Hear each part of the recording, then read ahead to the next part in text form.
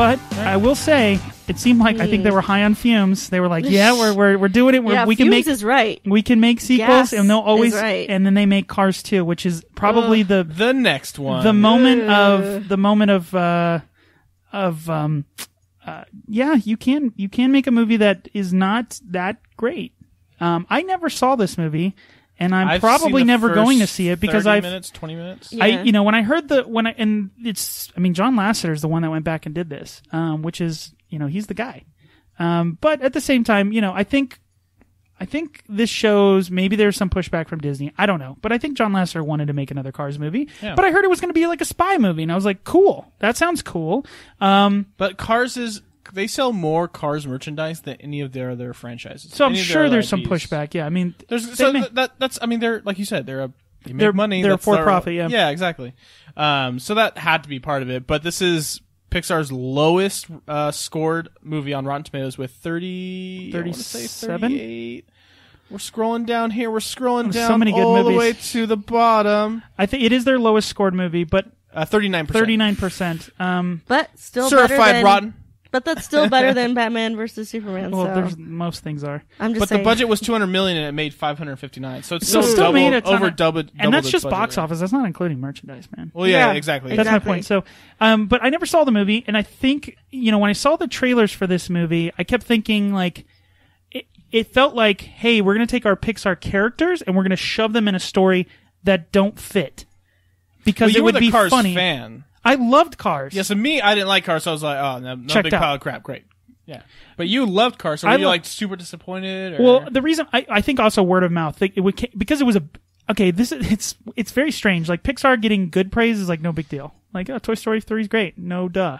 But there was so much like Cars 2's terrible. What's going on over at Pixar? Which is the worst thing. I don't know if you've ever worked at anywhere where like you do an excellent job all the time and then you mess up like one time and like, what's wrong? And it's like, what about all these other people who suck all the time? You want to talk to them? Maybe have a conversation with them. And that's what it felt like here. Is like, see, they do mess up. It's like that one person who was like, see, he's the guy who gave the negative score to Toy Story 3. He's like, see, I told you all. It's like, no, they're still batting 99%. You know what I mean? Like, so, but for me, it felt like, we want to take our beloved characters and we want to shove them into a story that doesn't necessarily fit. Now, that happens all the time. That's called business. That's what we do. That's called Hollywood. Yeah. Right. You take beloved characters and you make Mario games and you make Mario Party 8 and you make Mario Golf because everyone loves Mario. Who cares if the game's good?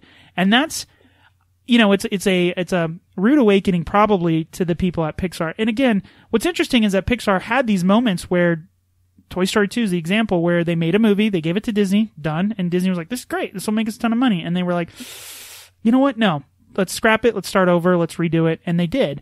And maybe that didn't happen here. I don't know the backstory of Cars 2, but I'm sure there was probably most people off of Toy Story 3. You must kind of feel invincible almost. Not just Toy Story 3. Right. After coming off these huge successes, you're like, we can't make a bad movie at this point. Well, and it is their first dud. Did they get the George Lucas thing? Yeah. There's that all yes men. No, seriously, because you're John Lasseter, right? Like you're the guy. Yeah. Are you gonna say no to him? Mr. Lasseter, if this you're just sucks. some peon animator, this is, they just give you this project. Are you gonna say no? I sure as hell am not gonna say no. Right. I'd be like, this is great.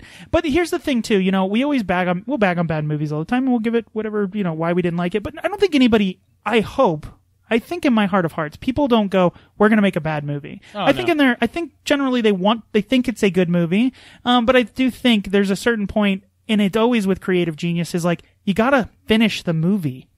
We have to put it in a can and we have to put it out because I guarantee some of these movies, people are like, I see lots of problems. I see all the flaws in Up. I think this movie, the people who created it, because they see all the flaws. Of course, yeah. So I don't know if that maybe is what happened here, but I have not seen it. I probably won't see it because I enjoy Cars enough to go, I don't want to like ruin taint it. But I, it's still a popular IP. They have a whole land in California Adventure. Yeah, for it, but so. I mean, it must be that whole like they got that chord right, just that core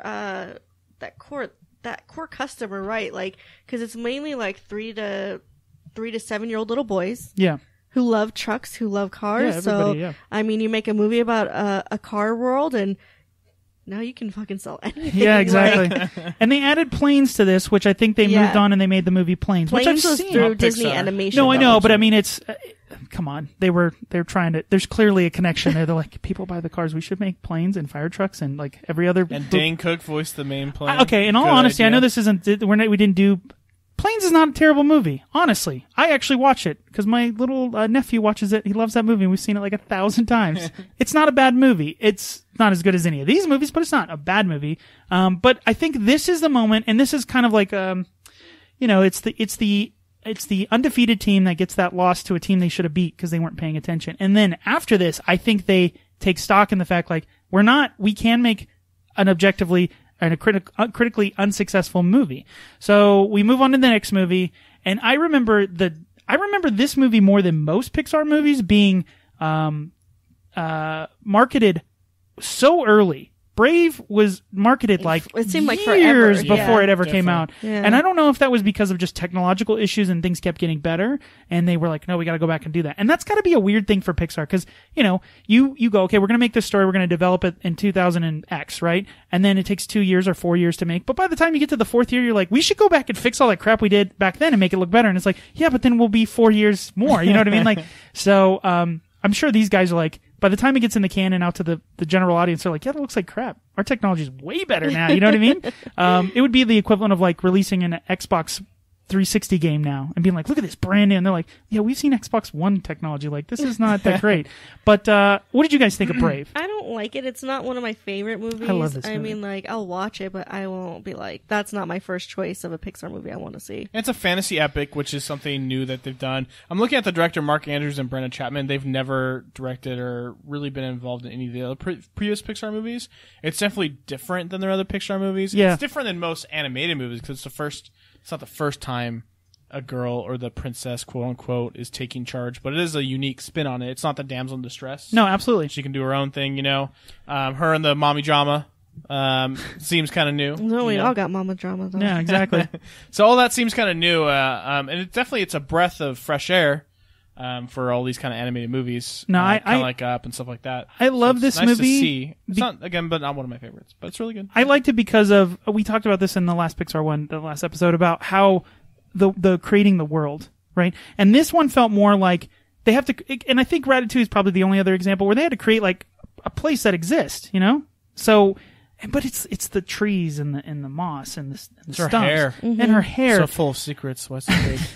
But it's also Good one. this reminds me of Robin Hood. The scene with the arrow is like straight out of Robin Hood, and I love those movies as a kid. I enjoyed I know this is, again, going back to the Bose thing, the sound design in this movie is fantastic.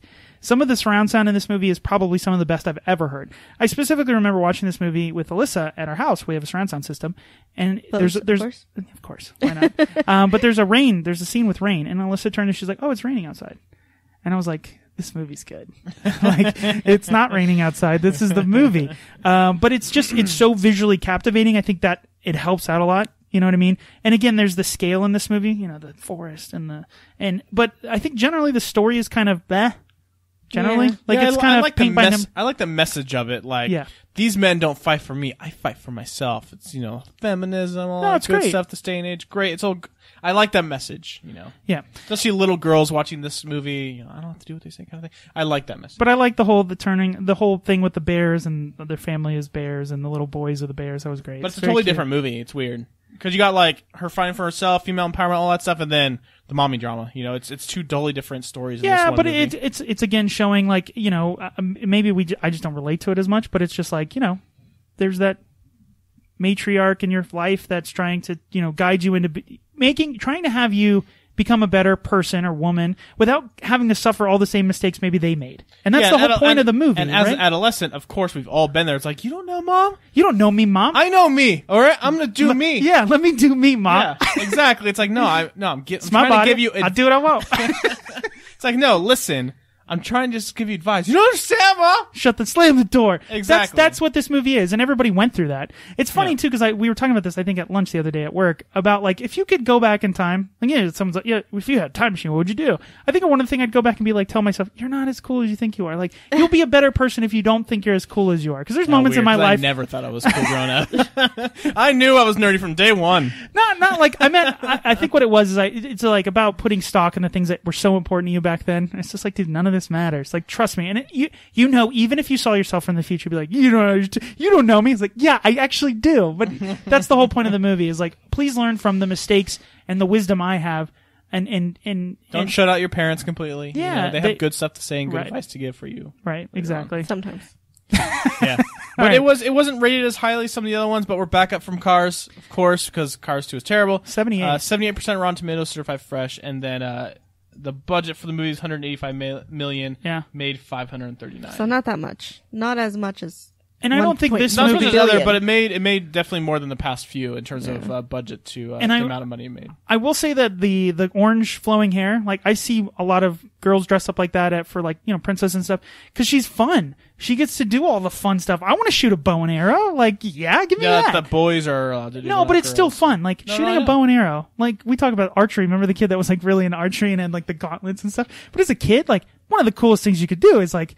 It's like as a kid, as an adult. Yeah, exactly. But I think of like throwing stones on a river. Every kid loves to do that. It's the same thing. It's like shooting an arrow is awesome. Yeah. You know what I mean? It's like super cool. So I think that is a good thing. And of course you get the cool, long, flowing orange hair. But I heard like it took them years just to make that technology of her hair. It's like, the guy's like, are you done yet with hair? It's a process. it's like the same program, Sully Hair 2.0 or something, That's cool. Speaking of Sully.